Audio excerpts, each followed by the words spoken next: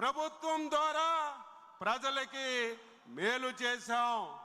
ప్రతిపక్షంలో ఉంటే ప్రజల పక్షాన పోరాటం చేసి ప్రభుత్వంపై ఒత్తిడి తెచ్చి ప్రజల సమస్యల పరిష్కారానికి దారి చూపినటువంటి పార్టీ తెలుగుదేశం పార్టీ.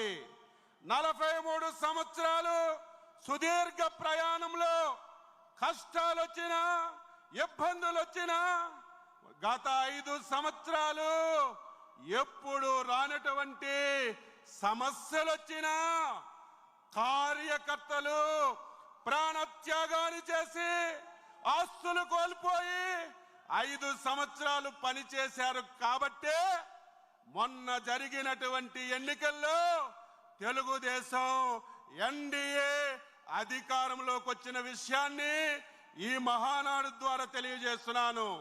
అందుకే చంద్రబాబు నాయుడు గారు, లోకేష్ బాబు గారు తెలుగుదేశం పార్టీ కార్యకర్తకి జీవితమంతా రుణపడి ఉండాలి, ఉంటామని కూడా ఈ సందర్భంగా మీ అందరికీ తెలియజేస్తున్నాను. ఈరోజు